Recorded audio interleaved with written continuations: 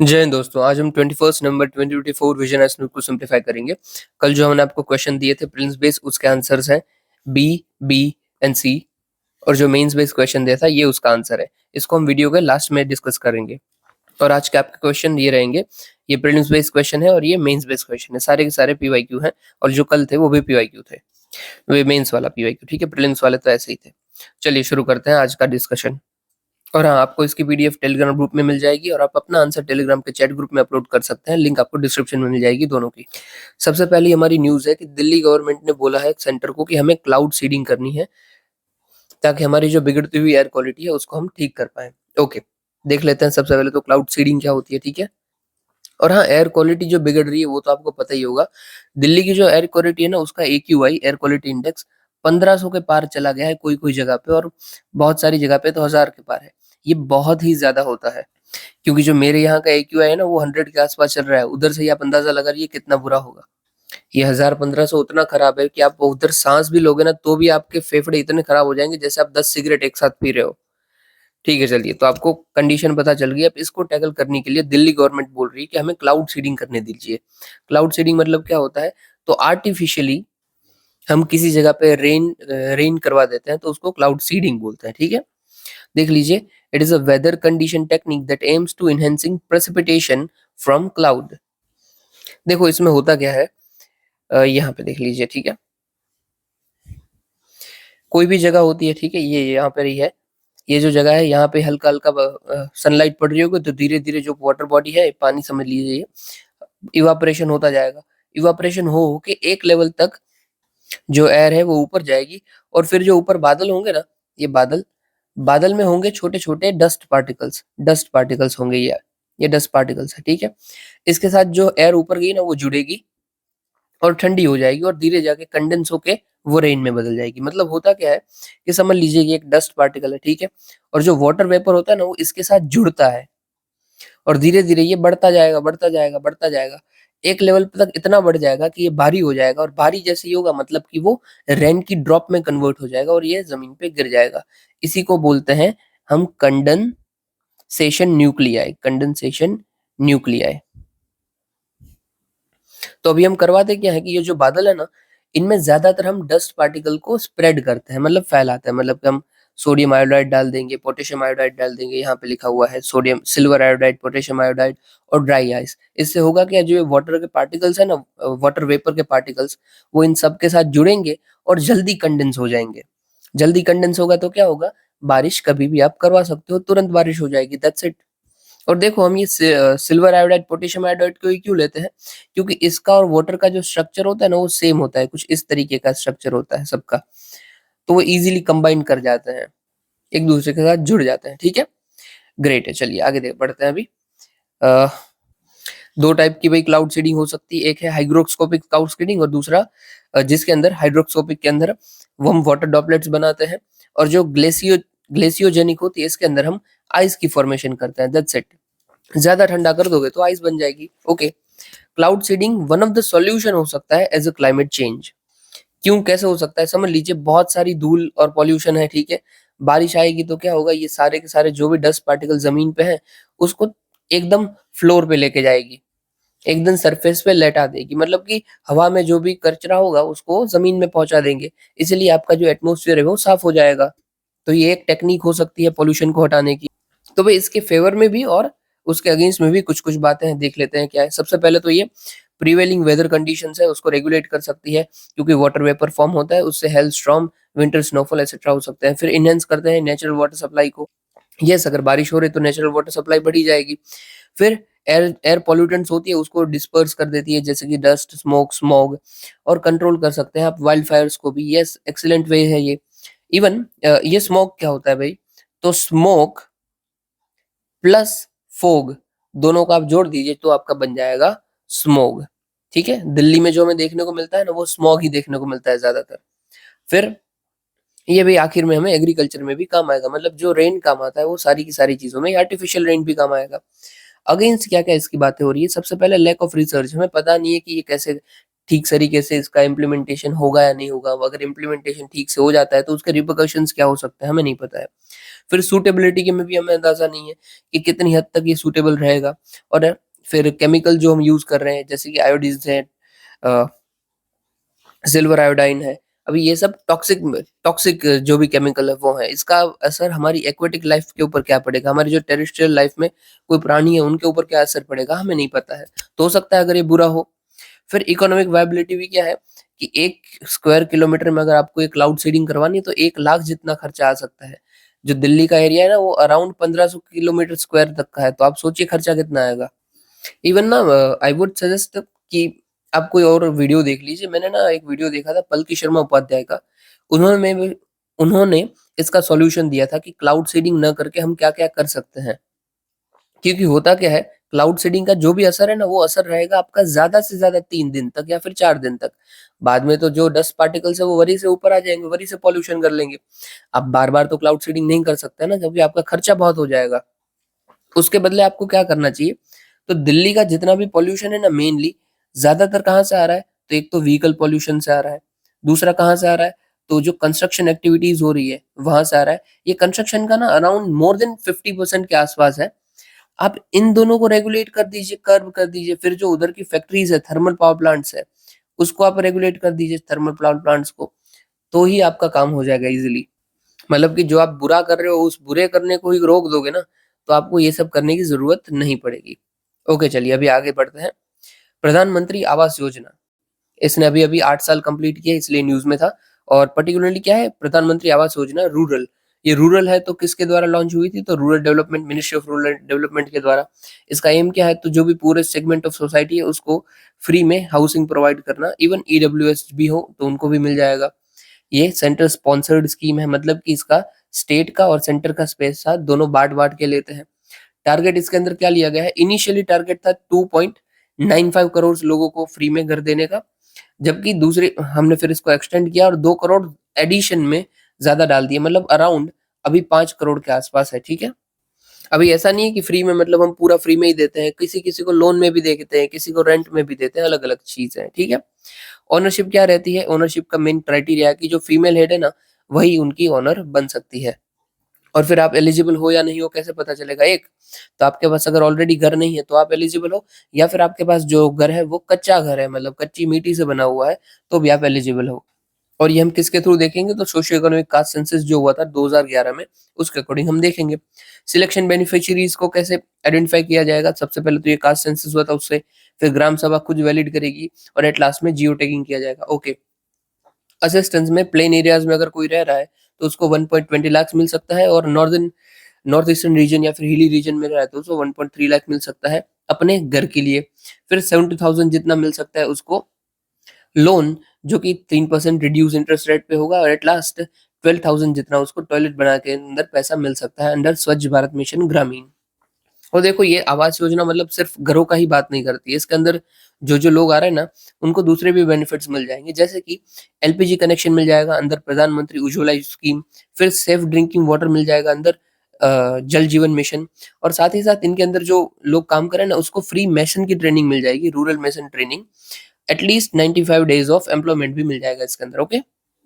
ये दोनों इस एक ही है कि 95 डेज़ की एम्प्लॉयमेंट ट्रेनिंग देनी है under rural mason training, okay? अब प्रोग्रेस क्या-क्या है आवास योजना की? करंट स्टेटस 2.6 लाख करोड़ तक लोगों को जो ये ऑलरेडी मिल चुका है, कंस्ट्रक्ट हो चुके हैं।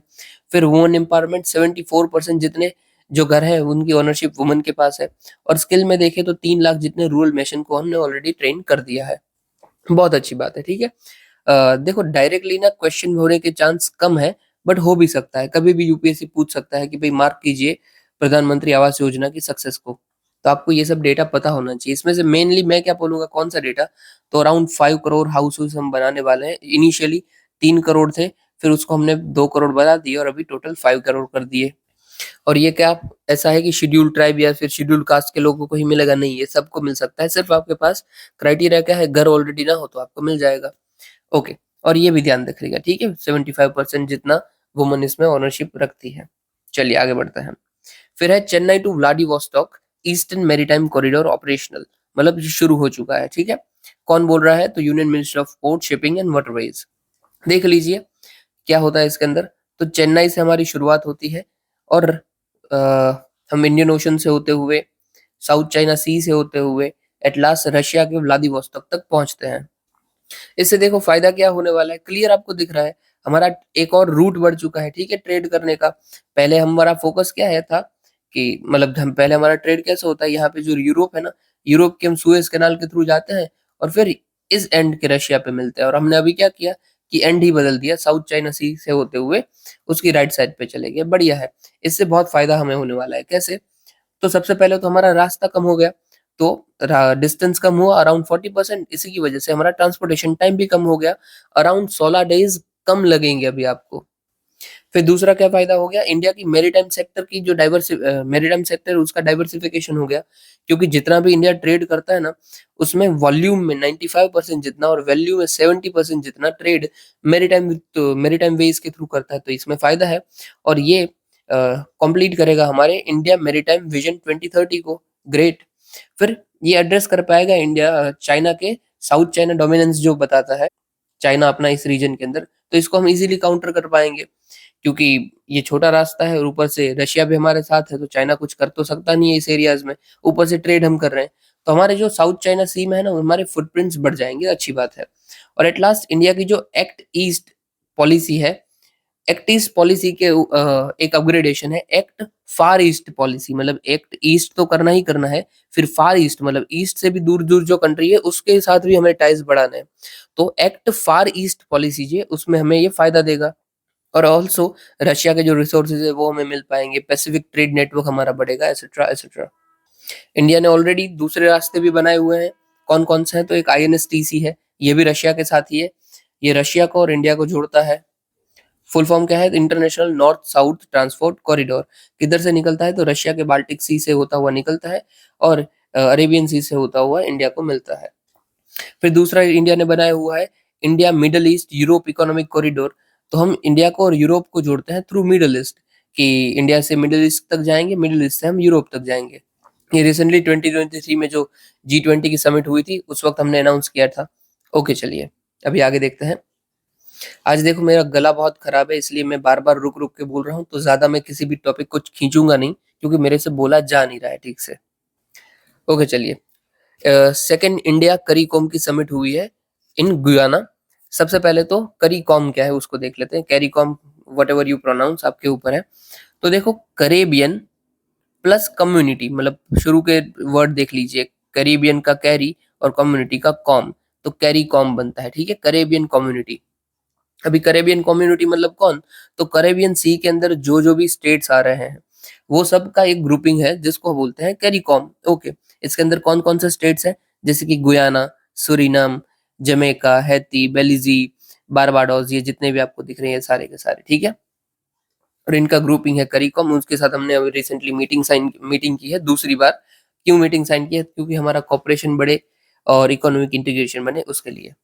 और जो करिकॉम है ना उसको हमने अलग नाम भी दिया है, करिकॉम हमने दिया है। CARICOM stands for capacity building, agriculture, food security, renewable energy, climate change, innovation, technology, trade. पता चल रहा है ना, कैपेसिटी बिल्डिंग का सी, एग्रीकल्चर का A, R I, Cari, Cari for Caribbean. इसके अंदर 21 कंट्रीज है including Antigua, Barbados, Bahamas etcetera. Okay okay, significance क्या है करीकॉम का? जनरल तो आप समझ गए, आपको याद भी रखना है कहाँ पे ये पड़ता है, ठीक है, करेबियन सी में पड़ता है। पार्टनरशिप हमारी बढ़ेगी मल्टीलेटरल फोरम्स के अंदर, क्योंकि ये जो छोटी मोटी कंट्रीज है ना, जैसे कि एंटीगुआ और बारबाडुआ, ये हमें सपोर्ट करती है यूएनएससी की मेंबरशिप के लिए। तो ग्रेट, हमारे एक और सपोर्टर्स बढ़ जाएंगे, ऑलरेडी बढ़े हुए हैं, सॉरी बढ़ जाएंगे क्या। फिर साउथ साउथ कॉपरेशन, हम बोलते हैं वॉइस ऑफ ग्लोबल साउथ। तो वॉइस ऑफ ग्लोबल साउथ में ये हमें सपोर्ट करते हैं। हाँ यार आपकी बात एकदम सही है, और ये भी इनका पार्ट है क्योंकि ये भी ग्लोबल साउथ का ही पार्ट है, ठीक है, वहीं पे आते हैं। डिफेंस एक्सपोर्ट में एचएल ने रिसेंटली गुयाना को डिलीवर किए थे डॉर्नियर 228 प्लेन्स। फिर क्लाइमेट एक्शंस में हम देखें तो ये पार्ट है इंटरनेशनल सोलर अलायंस का। और अदर्स में क्या फायदा मिलेगा? तो ये हमारा गेटवे होता है लेटिन अमेरिका तक जाने का। लेटिन अमेरिका, साउथ अमेरिका की बात चल रही है। फिर कॉपरेशन मिलेगा हमें डिजास्टर रेजिलियंस में। हम ऑलरेडी बोल रहे हैं ना, कल ही हमने देखा था सीडीआरआई, कैसे हम स्मॉल आइलैंड डेवलपिंग नेशंस के लिए सीडीआरआई का 12 जितने प्रोजेक्ट लॉन्च किए हैं। ये सब आइलैंड नेशन ही है ना, देखिए छोटे-छोटे आइलैंड्स, तो इनको दिक्कत हो रही है, तो इसके लिए भी काम का है। और at last home to Indian diaspora, क्योंकि बहुत सारी हमारी इंडियन पॉपुलेशन है जो उधर रह रही है। मेरे ही खुद दोस्त 2 लोग हैं जो उधर रह रहे हैं कैरेबियन में, जमैका में हैं यहाँ पे। मेरे दोनों दोस्त जमैका में हैं। तो यस, बहुत सारा इंडियन डायस्पोरा है वहाँ पे। ओके, तो ये हमने देख लिया कि कैरिकॉम का इंडिया के लिए सिग्निफिकेंस क्या है और उसका मतलब भी क्या है, ठीक है? और उसके 7 पिलर्स भी हमने देख लिए, कैपेसिटी बिल्डिंग एटसेट्रा। चलिए, अभी आगे देखते हैं। इसकी लोकेशन आप ध्यान रखना, ठीक है? उसमें कोई गलती मत करना, क्योंकि हमने बहुत बार ये सब डिस्कस किया हुआ है। चलिए ना, आप मुझे ये बता दीजिए, रहने दीजिए, ये मैं बता देता हूँ। यहाँ पे ये जो है वो पनामा कैनाल है, ठीक है? Panama canal. चलिए आगे। फिर है UN reports loads India's gender response budgeting, मतलब कि इंडिया की जो जेंडर रिस्पॉन्सिव बजटिंग है ना, उसकी यूएन ने तारीफ की है। ओके, ये जो रिपोर्ट है वो किसके द्वारा रिपोर्ट आई है? तो ये रिपोर्ट बनाई है यूनाइटेड नेशन एस्केप ने। Escape means economic social commission for Asia Pacific and UN woman ने, यूएन एस्केप और यूएन वुमन ने मिलकर ये रिपोर्ट बनाई है और तारीफ की है कि इंडिया की जेंडर बजटिंग और रिस्पॉन्स अच्छा चल रहा है। ओके, ये देखो पीवाईक्यू का पार्ट है। ये पीवाईक्यू था शायद ना 2015 में, मैं नीचे लिखा ही हुआ है, एक सेकंड। नहीं, ईयर मेंशन नहीं है, ठीक है? मैं ईयर भूल गया हूँ, बट ये यही पीवाईक्यू था जेंडर बजटिंग के ऊपर। क्या होता है जेंडर बजटिंग? नाम से आपको पता चल रहा है ना कि जेंडर की बात यहाँ पे चल रही है। यस, तो देखो हमारे कोई भी बजट आता है ना, उस बजट के अंदर हम पर्टिकुलरली वुमन के ऊपर भी फोकस करें। मतलब कि कोई भी हमारी स्कीम है, उसमें हम देखें कि हाँ भाई, इसमें हम वुमन पे ध्यान दे रहे हैं कि नहीं दे रहे हैं। अलग से पर्टिकुलर करना नहीं है। ऐसा नहीं है कि वुमन के लिए कोई सेपरेट बजट बना दिया, या फिर ऐसा भी नहीं है कि हम मैन और वुमन को इक्वल स्पेंडिंग में लेके जा रहे हैं। ऐसा कुछ भी नहीं है। बस वुमन के जो लेंसेस होते हैं उसको हमें खोल देना है, और वुमन का किसी भी पॉलिसी के अंदर आपको ध्यान देना है बजट बांटते वक्त। That's it, it is gender budgeting, ठीक है? तो देख लीजिए, it is a tool for gender mainstreaming which uses budget as an entry point to apply gender lens to entire policy process. मतलब कि आप जो भी पॉलिसी बना रहे हो उसके अंदर जेंडर को आप देख के बनाओ, ठीक है? और वो आप कब बनाओगे? जब आपने पैसा ही उसके अकॉर्डिंग बांटा हुआ है। ओके, देख लेते हैं जेंडर बजटिंग के जेनेसिस। तो मिनिस्ट्री ऑफ फाइनेंस ने पहली बार 2005-6 में इसकी बात की थी, और हमने ये जेंडर बजट स्टेटमेंट को इशू किया था ड्यूरिंग बजट सेशन। फिर इसको इम्प्लीमेंट कौन करता है? तो ministry of women and child development करता है, नोडल एजेंसी है इसकी। इसके मेन 2 पार्ट्स होते हैं। एक है पार्ट ए, जो पर्टिकुलरली बात करता है कि फंड्स एक्सक्लूसिवली फॉर वुमेन, कि उसको पैसा बांटो। और पार्ट बी, जो कि बात करता है जो भी आप बजट बांटे हो उसमें डोमिनेंट शेयर वुमेन का रखो। ओके, फिर इट ऑल्सो कम्स अंडर सामर्थ्य स्कीम, जो हमारी मिशन शक्ति है। मिशन शक्ति के अंदर 2 सब स्कीम आती है। एक है सामर्थ्य, जो यहाँ पे लिखी है, और दूसरी है संबल। हमने 50 बार बात की है इसकी। जो सामर्थ्य है ना, उसके अंदर ये पार्ट आता है। क्यों? क्योंकि सामर्थ्य के हम ना एम्पावरमेंट की बात करते हैं। नए-नए वुमन के जो भी इनिशिएटिव आ रहे हैं, स्टार्टअप्स आ रहे हैं, उनको सपोर्ट करने की बात करते हैं, तो इसका पार्ट है। ओके, तो जनरल आप समझ गए कि जेंडर बजटिंग क्या होता है, ठीक है? और क्या-क्या अभी इंडिया में चल रहा है जेंडर बजटिंग के लिए। चैलेंजेस क्या-क्या है जेंडर बजटिंग में? सबसे पहले तो वुमन को हर एक की प्रोग्राम के अंदर इंक्लूड किया ही नहीं जाता है, उसका एक्सक्लूजन रहता है। और दूसरा है lack of sex disaggregated data, कि हमारे पास पता ही नहीं है कि कहाँ पे वुमन का हमें एग्ज़ाम पे ज़रूरत पड़ेगा, उसका डेटा हमारे पास प्रॉपर नहीं है, ठीक है? तो यूनाइटेड नेशन की ये जो रिपोर्ट है उसमें और क्या हमें रिकमेंडेशन दी कि उसकी एफिशिएंसी को हम इम्प्रूव कर सकते हैं। सबसे पहले मॉनिटरिंग मैकेनिज्म है उसका, उसको एनहांस कीजिए। फिर जो भी आप बजट बना रहे हो उसमें बजट को प्रायोरिटाइज कीजिए कि वो इंटीग्रेट कर पाए वुमन के साथ भी। और एट लास्ट इंकरेज कीजिए आप सब नेशनल गवर्नमेंट को to adopt gender budgeting practices, मतलब कि स्टेट्स को, ठीक है? स्टेट्स जो पंचायत से, मतलब जो भी आप बजट बना रहे हो, जिस भी लेवल पे बना रहे हो, उसमें जेंडर बजटिंग लेके आइए। ओके, चलिए अभी आगे बढ़ते हैं। लास्ट बड़ी न्यूज़ है हमारी, यूनिसेफ के flagship state of world children 2024 report.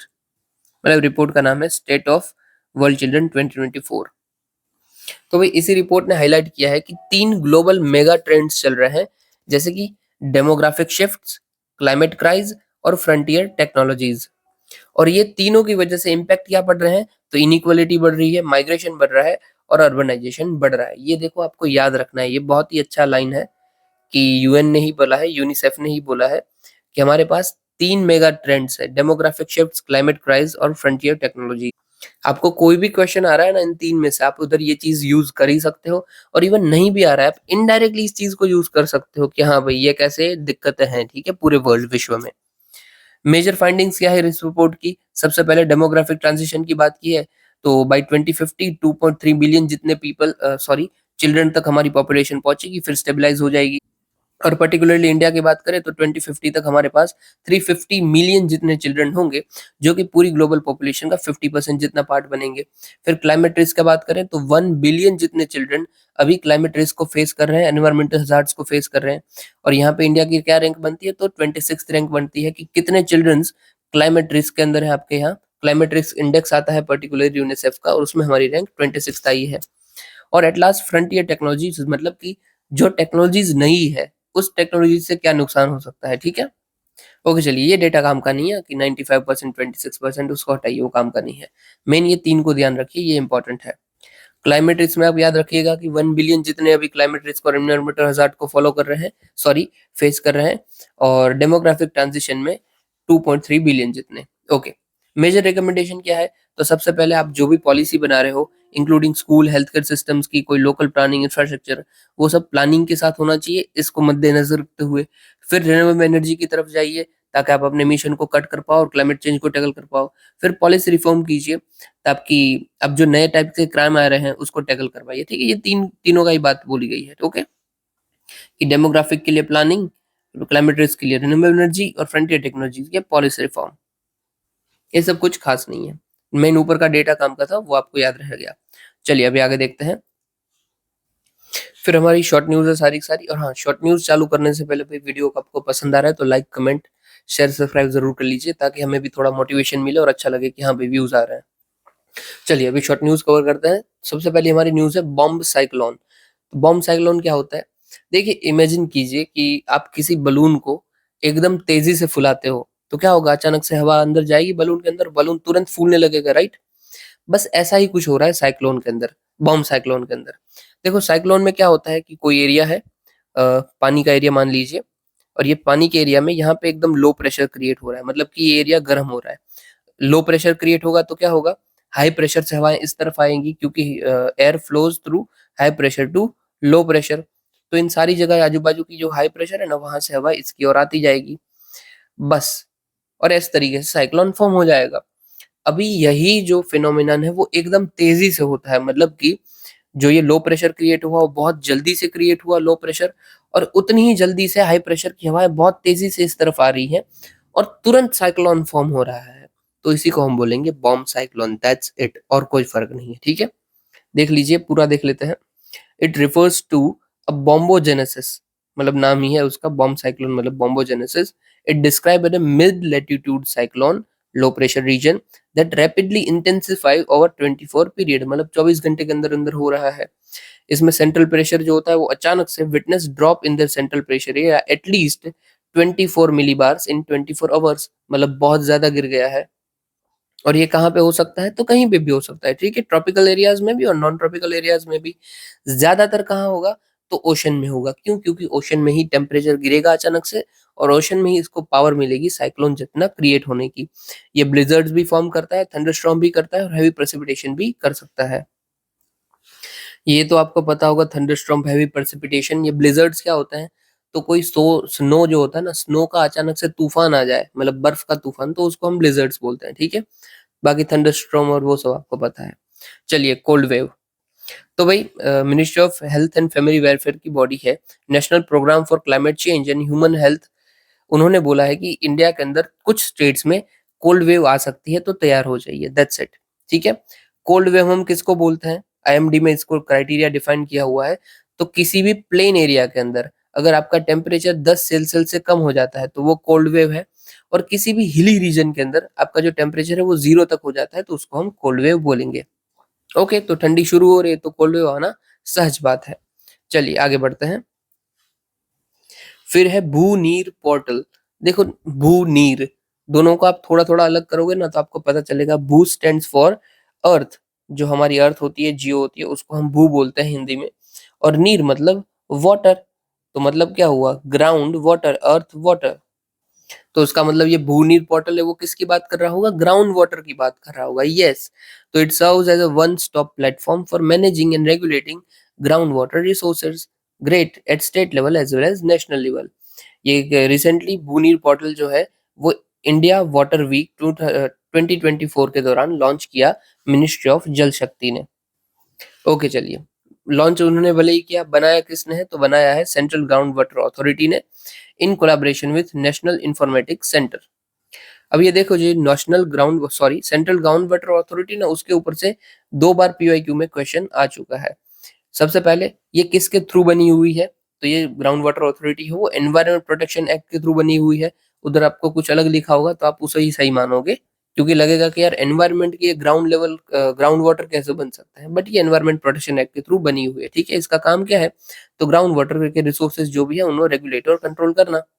और दूसरा मैं आपको बता दूं, तो इंडिया का जो भी एरिया इरिगेटेड एरिया ना, मतलब कितने जमीन में हमारा पानी निकलता है और हम इरिगेशन करते हैं, तो वो सबसे ज्यादा है पूरे वर्ल्ड में। तो ये देखो जो क्वेश्चन है वो यही बात कर रहा है। इसको मैं बता देता हूँ, ये जो ग्राउंड वाटर अथॉरिटी है वो तो बना, वो तो सही बात है। चलो, दूसरा, India largest area under ground water irrigation, yes ये भी सही बात है। अभी पहला स्टेटमेंट को देखते हैं, ये मैं आपको समझा रहा हूँ कि कैसे सॉल्व हो सकता है क्वेश्चन। पहला क्वेश्चन क्या बोल रहा है? पहला स्टेटमेंट कि 36% जितना एरिया है, डिस्ट्रिक्ट्स है, जो कि ओवर एक्सप्लोर्ड है और क्रिटिकल है by central ground water authority.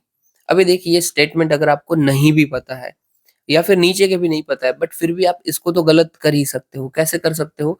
ये 36% बताया है, ओवर एक्सप्लोर्ड या क्रिटिकल जो भी बताया, पर क्या इसमें कोई भी डेट मेंशन की गई है? नहीं की गई है। उसका मतलब क्या है कि ये डेटा किस वक्त की बात कर रहा है, मतलब किस वक्त का डेटा है वो हमें नहीं पता है। तो ऐसा कोई भी डेटा, और ऊपर से क्या है, ये परसेंटेज भी एकदम फिक्स दिए गए हैं। तो ऐसा कोई भी डेटा हो ना, तो उस स्टेटमेंट को आप गलत मान लीजिए। क्यों गलत मान लीजिए? क्योंकि कोई डेट तो नहीं दी गई है। तो हमें कैसे पता चलेगा कि ये 1947 की बात कर रहे हैं या फिर 2024 की बात कर रहे हैं?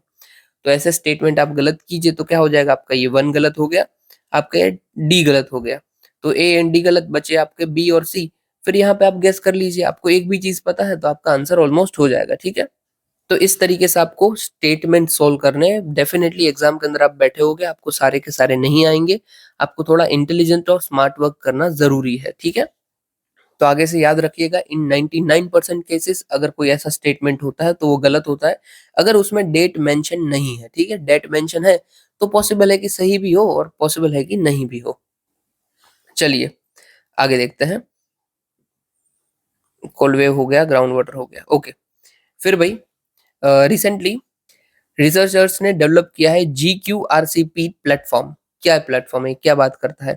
तो GQ stand for G quadruplex, और RCP मतलब topography sorry topology targeted reliable confirmation polymorphism. किसकी बात कर रहा है ये?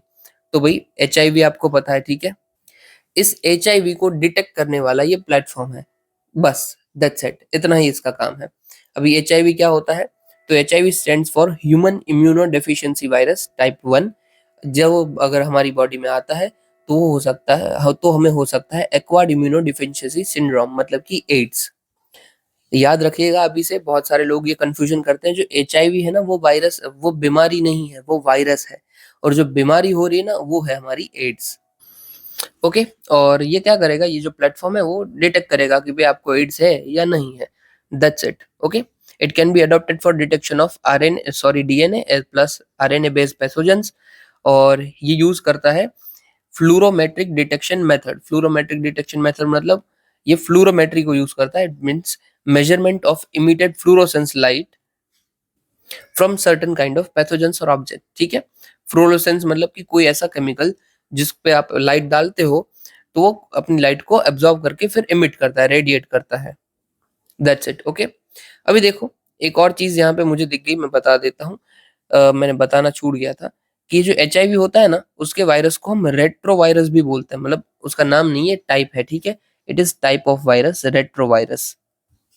तो देखो, रेट्रो को समझने से पहले आपको नॉर्मल वायरस को समझना पड़ेगा कि नॉर्मल वायरस क्या होता है। तो समझ लीजिए, कॉमन कोल्ड वाला वायरस है। ठीक है, तो वायरस जो है वो हमारी बॉडी के अंदर जाएगा और अपने आप को रेप्लिकेट करेगा, हमारे जो भी सेल होंगे सेल के साथ जुड़ेगा और अपने आप को बढ़ाता जाएगा। दैट्स इट, ये है नॉर्मल वायरस। अब ये जो रेट्रो वायरस होता है ना, ये होता है उल्टा। ये क्या करता है? सबसे पहले तो देखो हमारी बॉडी के अंदर क्या चलता है, नीचे मैं बता देता हूँ यार, यहाँ पे रहने दीजिए। हमारी बॉडी के अंदर क्या चलता है, तो DNA to RNA, RNA to protein, ये हमारा बनता रहता है, ठीक है, प्रोटीन। और ये डीएनए टू आरएनए बनता है, उसको हम ट्रांसक्रिप्शन बोलते हैं। और जो आरएनए टू प्रोटीन बनता है उसको हम ट्रांसलेशन बोलते हैं। ओके, अब ये जो रेट्रोवायरस हमारी बॉडी के अंदर अटैक करता है ना, तो जस्ट होता क्या है कि रेट्रोवायरस है दिमाग वाला। वो क्या करता है, रेट्रोवायरस सबसे पहले वायरस के अंदर होता है आरएनए, ठीक है। अभी ये हमारे आरएनए के साथ जुड़कर इसके अंदर एक एंजाइम होता है reverse transcriptase, reverse reverse transcriptase. देखो नाम में क्या है, रिवर्स है ना, तो ये जो हमारा नॉर्मल सीक्वेंस चल रहा है ना, उसमें उल्टा चलेगा। ये क्या करेगा, ये सबसे पहले अपने आप के आरएनए को डीएनए के साथ जोड़ देगा, डीएनए में कन्वर्ट करेगा, फिर डीएनए के साथ जोड़ दिया तो क्या होगा, अपनी ही बॉडी खुद उसके वायरस को रेप्लिकेट करती जाएगी। That's it. मतलब इसने जो रिवर्स ट्रांसक्रिप्टेज इसके अंदर एंजाइम है, ये एंजाइम है, ठीक है, एंजाइम, इस एंजाइम का यूज करते हुए आरएनए को डीएनए में बदला। और फिर डीएनए तो नॉर्मल अपनी प्रोसेस कर ही रहा है ना, तो फिर डीएनए टू फिर से आरएनए होगा और आरएनए टू प्रोटीन बन जाएगा। मतलब इसके थ्रू क्या होगा, ये वायरस के खुद का ही हमारी ही बॉडी बढ़ोतरी करती जाएगी, प्रोडक्शन करती जाएगी। ओके, समझ गए आप? अगर नहीं समझे तो कोई बात नहीं है, हम कभी साइंस करेंगे तब आपको इजीली समझ आ जाएगा। यहाँ पे भी मैंने आपको इजीली बताया है कि ये बस प्रोसेस को हल्का सा उल्टा करता है। ये डीएनए के साथ ना जुड़ते आरएनए के साथ जुड़ता है, फिर आरएनए से ये डीएनए बनाता है, और फिर डीएनए बन गया, हमारी बॉडी के साथ जुड़ गया, तो हमारी बॉडी में तो ये प्रोसेस चल ही रही है ना, नॉर्मली लगातार चल रही है, DNA to RNA protein, DRP DRP. और हमारी ही बॉडी को पता भी नहीं होगा कि ये कब जाके ये रेट्रोवायरस हमारे साथ जुड़ गया है, एचआईवी का वायरस जुड़ गया है, और हमारी ही बॉडी उसका प्रोडक्शन बढ़ाते जा रही है, ठीक है। याद आपको सिर्फ क्या रखना है, ये रिवर्स ट्रांसक्रिप्टेज करके एंजाइम है, उसका यूज करते हुए आरएनए टू डीएनए बनता है, दैट्स इट। और इसीलिए हम उसको रेट्रो वायरस बोलते हैं। रेट्रो को आप ऐसे समझ लीजिए रिवर्स, ठीक है, रिटर्न, रेट्रो, रिटर्न, कि आरएनए टू डीएनए बनाया, और फिर वही नॉर्मल प्रोसेस जो भी चल रही थी। ओके चलिए, तो इसी तरीके से हमारा जो एचआईवी है, एड्स है, वो होता है, फैलता है। फिर भाई क्लाइमेट चेंज परफॉर्मेंस इंडेक्स अभी अभी निकला है, किसने निकाला है, तो German watch new climate institute है, climate action network international, main तो इसमें जस्ट जर्मन वॉच याद रखिए, जर्मन वॉच है, उसने निकाला है। उसमें इंडिया की लिस्ट, इंडिया की जो रैंक है वो 10th रैंक आई है, पहले हमारी रैंक थी वो 7th थी, अभी हमारी रैंक आई है वो 7th आई है, ठीक है। अभी देखो इस ये जो इंडेक्स है ना, इसकी खासियत क्या है पता है, इसमें जो भी फर्स्ट 3 प्लेसेस होती है ना, वो हमेशा खाली रखी जाती है। क्यों खाली रखी जाती है, क्योंकि हम ऐसा बोलते हैं कि कोई भी कंट्री उतने अच्छे लेवल पे क्लाइमेट चेंज के लिए परफॉर्म नहीं कर रही है, इसीलिए उसकी फर्स्ट 3 प्लेस है उसको खाली रखा जाता है। और पहला नंबर कौन आया, मतलब कि 4th नंबर पे कौन आया, तो डेनमार्क 4th नंबर पे। हमारा पहले 7th नंबर था, अभी हम पीछे होके 10 में पहुंच गए हैं। ये क्लाइमेट चेंज परफॉर्मेंस इंडेक्स क्या क्या देखता है, तो जीएचजी इमिशन कितना आप है, रेन्यूएबल एनर्जी में आप कितना चल रहे हो, एनर्जी यूज कितनी कर रहे हो, climate policy etcetera. Okay, total countries कितनी है, तो इसके अंदर 63 कंट्री है प्लस यूरोपियन यूनियन है। फिर है डॉपलर रडार। तो रिसेंटली जो डिपार्टमेंट ऑफ कंज्यूमर अफेयर है, उन्होंने बोला है कि हमें जगह जगह पे Doppler sorry microwave Doppler radars लगाने चाहिए under legal metrology general rules 2011। Okay, Doppler radar क्या होता है भाई, तो ये डॉपलर इफेक्ट के अंदर ऊपर काम करता है, और ये किसी भी ऑब्जेक्ट की स्पीड, डिस्टेंस या फिर उसकी लोकेशन मेजर कर सकता है बाय यूजिंग डॉपलर इफेक्ट। अभी देखो मैं सबसे पहले समझा देता हूँ कि डॉपलर इफेक्ट क्या होता है, ठीक है। वेव फ्रीक्वेंसी तो आपको पता है, ओके, कोई भी चीज हो उसकी एक वेव निकलती है, उसकी एक मोशन होती है। एग्जांपल ले लेते हैं, समझ लीजिए कि आपके यहाँ से कोई एम्बुलेंस निकल रही है। आप यहाँ पे, कहाँ पे बताऊं यार, वो नीचे बता देता हूँ, चलिए यहाँ पे आप समझ लीजिए रोड है बड़ा सा, आप यहाँ पे खड़े हुए हैं, और यहाँ से एक एम्बुलेंस आ रही है, तब वो जब वो आ रही होगी ना, तब उसका आपको आवाज अलग आ रहा होगा, और जब वो आपसे दूर निकल जाएगी ना, तब उसका आवाज अलग हो जाएगा। ये कभी आप नोटिस करना कि ऐसा क्यों हो रहा है। तो ये होता है डॉपलर इफेक्ट की वजह से। इसके अंदर होता क्या है कि समझ लीजिए ये एम्बुलेंस आ रही है यहाँ पे, तो उसकी एक वेव्स होगी ना, मतलब ये सायरन बजाती हुई आ रही है, उसकी वेव्स होगी। उसकी वेव्स कैसे निकल रही होगी, आपकी और आ रही है तो उसकी वेव्स ऐसे ऐसे निकल रही होगी, ठीक है। और आपकी और आ रही है ना, आपसे नज़दीक आ रही है, तो इसकी जो ये आपकी बाजू की रेज़ है ना, वो वो आपसे नज़दीक आ रही होगी, और जब से आपसे दूर जा रही है, तब जो उसकी वेव्स होगी वो आपसे दूर होती जाएगी, ऐसे होगी, ठीक है वेव्स? ऐसे वेव्स होगी, ऐसे। अभी देख लीजिए, अभी मैंने ठीक से बना दिया कि देखो आपके पास आ रही थी ना, तब आपको जो सुनाई दे रही थी ना, वो ज़्यादा फ्रीक्वेंसी वाली आवाज़ सुनाई दे रही थी। पर जब आपसे दूर जा रही है ना, तो आपको कम फ्रीक्वेंसी वाली आवाज़ सुनाई दे रही है, ज़्यादा बड़ी वेवलेंथ वाली आवाज़ सुनाई दे रही है। इसीलिए आते और जाते फ्रीक्वेंसी में फ़र्क पड़ता है। तो यही होता है same Doppler effect. Doppler effect से इससे आपको क्या पता चल सकता है कि किसी भी चीज़ का डिस्टेंस कितना है। मतलब कि समझ लीजिए कि यहाँ से मैंने साउंड वेव्स छोड़ी, ये साउंड वेव्स ऐसे-ऐसे-ऐसे गई है। यहाँ पे कोई एक चीज़ थी उससे टकराई और फिर वापस आई। अब ये जो जब जा रही है तब उसकी फ्रीक्वेंसी ज़्यादा होगी, जब वापस आ रही है तब उसकी फ्रीक्वेंसी कम हो जाएगी। तो इसके आप किसी भी चीज़ की लोकेशन कितनी दूर है ना, उसका भी पता लगा सकते हो। क्योंकि फ्रीक्वेंसी में कितना चेंज आया, बस आपको वही देखना है कि ये जो ये होता है, ये फ्रीक्वेंसी है, कि जो 2 वेव्स है ना, 2 वेव्स के बीच में अगर कम जगह है तो वो ज़्यादा फ्रीक्वेंट है, और 2 वेव्स के बीच में ज़्यादा जगह है तो वो लेस फ्रीक्वेंट है। मतलब कि एक वेव्स के बाद दूसरी वेव्स अगर जल्दी आ रही है तो उसकी फ्रीक्वेंसी ज़्यादा है ना, कोई चीज़ लगातार हो रही है तो उसकी फ्रीक्वेंट है, वो मोर फ्रीक्वेंट है, तो वो ज़्यादा है। तो यहाँ पे एक वेव्स के बाद दूसरी वेव्स एकदम जल्दी आ रही है तो ज़्यादा फ्रीक्वेंसी, और यहाँ पे दूर आ रही है तो कम फ्रीक्वेंसी, ठीक है? ये जो ऊपर का एरिया होता है क्रेस्ट वाला एरिया, और ट्रफ वाला एरिया, नीचे वाला एरिया, ट्रफ वाला एरिया, उसको हम मेज़र करते हैं। जाने दीजिए चलो। मेन आपको चीज़ पता चल गई, ठीक है? साउंड वेव्स एक दूसरे के साथ टकरा के कैसे चेंज होती है, और उसी जो फ्रीक्वेंसी चेंज होती है उससे हमें पता चल जाता है किसी भी चीज़ का लोकेशन, स्पीड या फिर डिस्टेंस। अगली बार आप अगर एम्बुलेंस की आवाज़ सुनते हो ना, तो उसको याद रखना, आपको पता चलेगा कि डॉपलर इफ़ेक्ट कैसे काम कर रहा है। देख लीजिए, Doppler effect refers to the change in wave frequency, यही मैंने आपको बताया। Relative motion between the source and observer, source मतलब जहां से फ्रीक्वेंसी निकल रही है, और ऑब्जर्वर मतलब जो उसको सुन रहा है या फिर रिसीव कर रहा है। एप्लीकेशन मेट्रोलॉजी, मिलिट्री, एविएशन, हर जगह पे आता है। ओके, फिर एंटीबायोटिक्स की बात चल रही है। एंटीबायोटिक्स मतलब क्या, कि नॉर्मल हमें सर्दी जुकाम जैसा कुछ भी हो रहा है, इन्फेक्शन हो रहा है, उसको टैकल करने के लिए जो हम दवाइयाँ लेते हैं ना, वो एंटीबायोटिक्स है। So antibiotics means chemical substances they used to uh, kill a drug and stop growth of disease causing by microorganism. Okay, that's it। और कुछ इसमें याद रखने वाला नहीं है। न्यूज़ में क्यों था एंटीबायोटिक्स? तो इंडिया ने पहली बार इंडिजीनियस अपनी फर्स्ट एंटीबायोटिक बनाई है, नेफिथ्रोमाइसिन। दैट्स इट, इसीलिए न्यूज़ में था। तो आप बोलोगे क्या अभी के लिए, तो इसका मतलब हम अभी सर्दी जुकाम होगा तो नेफिथ्रोमाइसिन लेंगे, पैरासिटामोल नहीं लेंगे? नहीं, दोनों अलग अलग होते हैं, ठीक है? तो आपको पैरासिटामोल लेनी ही पड़ी। नेफिथ्रोमाइसिन तो कोई माइक्रो ऑर्गेनिज्म से आपको कोई डिजीज हो रहा है ना, उसके काम आपको आएगी। मतलब कि देखो यहाँ पे लिखा हुआ है, work against the bacterial not viral infection. Viral infection मतलब ये सर्दी जुकाम होता है ना, उसके अगेंस्ट काम नहीं आएगी। कोई बैक्टीरिया से डिजीज हो रहा है ना, उसके अगेंस्ट काम आएगी, ठीक है?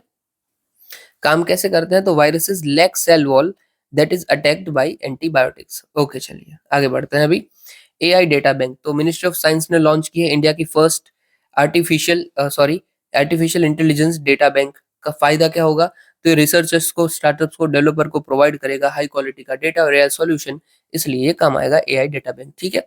तो एआई में जो भी काम करना है उसके लिए इजीनेस प्रोवाइड कर देगा। और फिर एट लास्ट हमारी न्यूज है हरे कृष्णा मेहताब। हरे कृष्णा मेहताब जी की 125th बर्थ एनिवर्सरी थी, इसलिए न्यूज में थे। ये freedom fighter, politician, historian, writer, social reformer और जर्नलिस्ट थे। इनका एक्टिव पार्टिसिपेंट था नॉन कॉपरेशन मूवमेंट के अंदर, सोल्ट सत्याग्रह के अंदर। ये ओडिशा को इंटीग्रेट करने में मेजर रोल प्ले किए थे। और साथ ही साथ इनके इन्फ्लुएंस किस किस पर्सनालिटी, ये किन किन पर्सनालिटीज से इन्फ्लुएंस हुए थे? तो स्वामी विवेकानंद, रामकृष्ण परमहंस, महात्मा गांधी जी, और ये चीफ मिनिस्टर भी रहे थे ओडिशा के फ्रॉम 1946 टू 1950। ओके, चलिए अभी हम ना क्वेश्चन डिस्कस कर लेते हैं जो एक्चुअली हमारा ज्यादा जरूरी है।